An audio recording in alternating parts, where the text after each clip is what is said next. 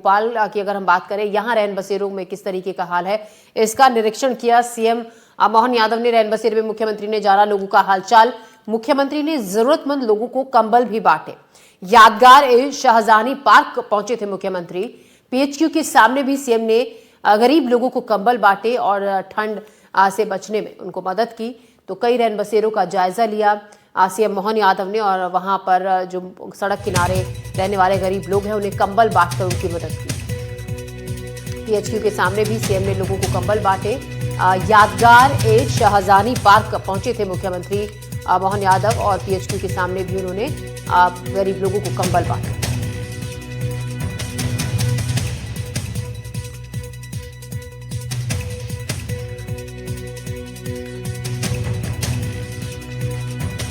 देखिए तस्वीरें किस तरीके से सीएम ने निरीक्षण किया रैन बसेरों का। वहां पर लोगों से उन्होंने बातचीत की और वहां के जो इंतजाम हैं उनका जायजा लिया।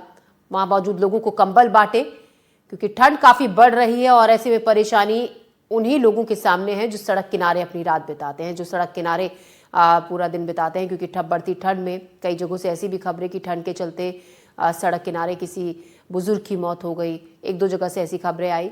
तो ऐसे में प्रशासन के अपनी तरफ से पूरे इंतजाम होते हैं। जगह जगह रैन बसेरों का इंतजाम किया जाता है, अलाव का इंतजाम किया जाता है ताकि गरीब लोगों को, जो सड़क किनारे रहने वाले लोग हैं, उनको ठंड से बचने में कुछ मदद मिले। और ऐसे एक रैन बसेरे में पहुंचे थे सीएम मोहन यादव, जहां उन्होंने रैन बसेरे का निरीक्षण किया और गरीब लोगों को कंबल बांटकर उनकी मदद की।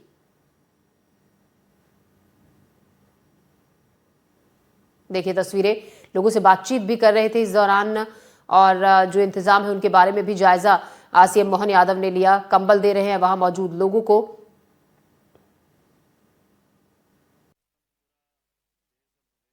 शीतकालीन समय चल रहा है।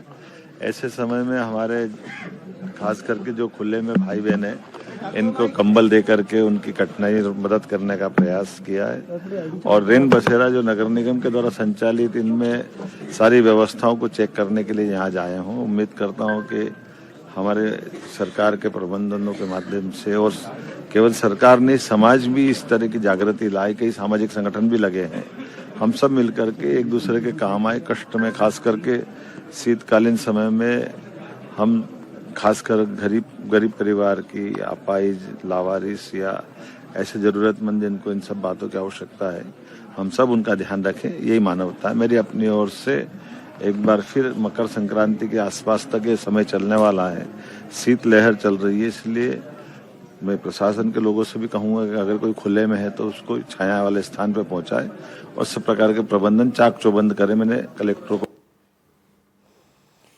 आगरमालवा जिले में ठंड का प्रकोप लगातार जारी है। ऐसे में नगर पालिका ने पहल करते हुए शहर के चौराहों और सार्वजनिक स्थानों पर अलाव की व्यवस्था की है। कई स्थानों पर लकड़ियां डाली गई हैं ताकि लोग इन्हें जलाकर अलाव का लाभ ले सके। इसके अलावा बेघर लोगों के लिए रैन बसेरों का सुचारू इंतजाम भी किया गया है। तो लकड़ियां डाली गई हैं ऐसी जगहों पर ताकि लोग इन्हें जलाकर अलाव का सहारा लेकर ठंड को कुछ कम करें। वहीं रैन बसेरों में इंतजाम किए गए हैं गरीब लोगों के लिए जो खुले आसमान के नीचे रात बिताने को मजबूर है। ऐसे में उन लोगों के लिए प्रशासन की तरफ से पूरे इंतजाम किए गए हैं ताकि ठंड में उन्हें कोई दिक्कत ना हो। जगह जगह अलाव का इंतजाम किया गया है। अलाव का सहारा लेकर लोग ठंड को कुछ कम करते हुए बस स्टैंड्स पर, रैन बसेरों में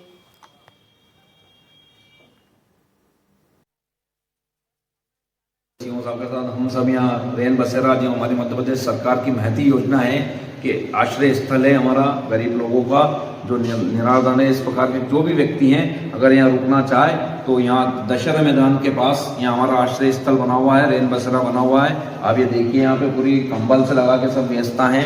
हमने रूम हीटर लगा रखे हैं यहाँ पे, और यहाँ पे रूम हीटर, ये एक रूम हीटर वहाँ लगा है, एक रूम हीटर ये लगा हुआ है।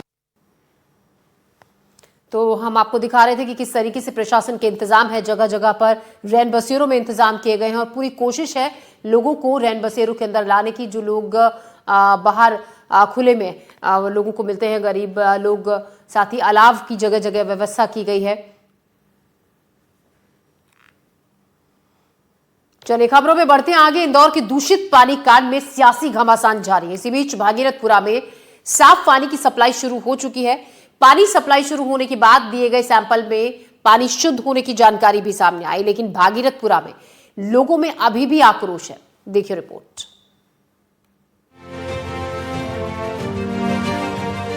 इंदौर में भागीरथपुरा में दूषित पानी सप्लाई के बाद बिगड़े हालातों के बाद अब प्रशासन एक्शन में है।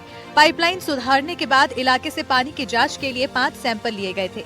जांच में सभी सैंपल में पानी शुद्ध पाया गया है। जांच में vibrio cholera, salmonella, rotavirus और एंटेरो वायरस नेगेटिव पाए गए हैं। फिर भी प्रशासन ने लोगों को पानी उबालकर पीने की सलाह दी है। इधर भले ही स्थिति अब नियंत्रण में हो, लेकिन लोगों में अभी भी गुस्सा बरकरार है। रविवार को भागीरथपुरा इलाके में महिलाओं ने खाली बाल्टी लेकर प्रदर्शन किया। महिलाओं का आरोप है कि पानी के टैंकर मोहल्ले के अंदर पहुंचने से पहले ही खाली हो जाता है, जिसके कारण मोहल्ले के अंदरूनी इलाकों में रहने वाले लोगों तक पानी नहीं पहुंच पा रहा है। भागीरथपुरा में प्रशासन की पूरी टीम लगातार जुटी है।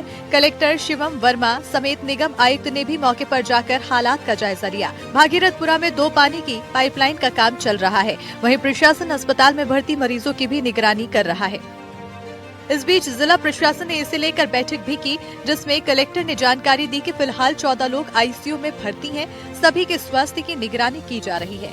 साथ ही इलाके में पानी के दूसरे माध्यम का भी क्लोरिफिकेशन किया जा रहा है। कि जो अभी तक की जो रिपोर्ट है उसमें वो जो एक टॉयलेट का पॉइंट था उसको भी अभी हम लोग ने इन्वेस्टिगेट किया है। बाकी लेकिन हम लोग निरंतर और सैंपल्स लेके जो प्रॉपर प्लॉटिंग करके किस प्रकार इसका एपिडेमिक का स्प्रेड हुआ, जो टीम सभी आईसीएमआर की टीम आई है, एम्स की टीम आई है, तो इन लोग इन पहलुओं को और गंभीरता से मतलब गहनता से देख रहे हैं, तो इससे कुछ और नतीजे आएंगे। फिलहाल अभी जो सिंगल पॉइंट जो हाइपोथेसिस है उस पर हम लोग काम कर रहे हैं। देखिए जितने भी बच्चे भर्ती हैं, अभी हमारे 14 बच्चे चाचा नेहरू में भर्ती थे और इसी तरह विभिन्न अस्पतालों में भी बच्चे हैं, लेकिन सभी स्वास्थ्य लाभ ले रहे हैं, उनकी स्थिति बेहतर है। इंदौर की घटना को लेकर लगातार विरोध प्रदर्शन का दौर भी जारी है। भोपाल में कांग्रेस कार्यकर्ताओं ने बीजेपी विधायकों और नेताओं के आवास का घेराव किया और घटना के लिए जिम्मेदार लोगों पर कार्रवाई की मांग की है। इंदौर में दूषित पानी से लोगों की मौत के बाद अब भी आक्रोश खत्म होने का नाम नहीं ले रहा है। उस वक्त कांग्रेस के जो कार्यकर्ता हैं वो भारतीय जनता पार्टी के विधायक रामेश्वर शर्मा के बंगले के सामने प्रदर्शन कर रहे हैं। न सिर्फ रामेश्वर शर्मा बल्कि अन्य विधायकों के बंगले पर इसी तरीके से घंटी बजाकर प्रदर्शन किया जा रहा है। इंदौर की घटना को लेकर सरकार लगातार सख्त कार्रवाई कर रही है। वहीं दूसरी ओर जनता में इसे लेकर आक्रोश खत्म नहीं हो रहा है। दूसरी तरफ कांग्रेस भी इस मामले में लगातार प्रदर्शन कर रही है। भोपाल से आकाश द्विवेदी और इंदौर से तनुश्री देसाई की रिपोर्ट।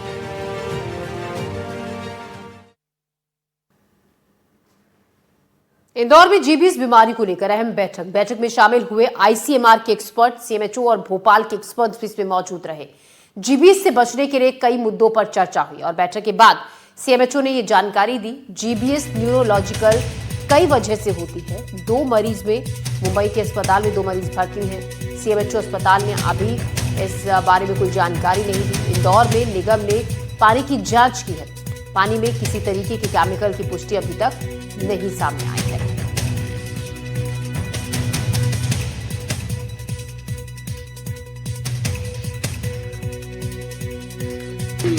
जीपीएस करके जो कंडीशन होती है वो एक न्यूरोलॉजिकल डिजीज है। ये वायरस के कारण भी हो सकती है और अनेक कारण हैं उसके होने के, और उसका कोई सिंगल टेस्ट के माध्यम से उसका जानकारी नहीं निकाली जाती। वो एक क्लिनिकल डायग्नोसिस रहता है। तो अभी तक हमारे संज्ञान में ऐसा कुछ हुआ नहीं है। और साथ ही साथ जो हमको राज्य शासन ने अनेक जिलों से जो एक्सपर्ट्स दिए हैं मेडिसिन के, कम्युनिटी मेडिसिन के, उन सबको हम लोग जहाँ भी इन अस्पतालों में हमारे रोगी भर्ती हैं उन प्रोफेसर्स को, एसोसिएट प्रोफेसर को वहाँ भेज रहे हैं और इनके जो उपचार पे दैनिक आधार पे हम निगरानी रखेंगे। सर इसमें कोई पेशेंट भी भर्ती बॉम्बे हॉस्पिटल में बताया जा रहा है?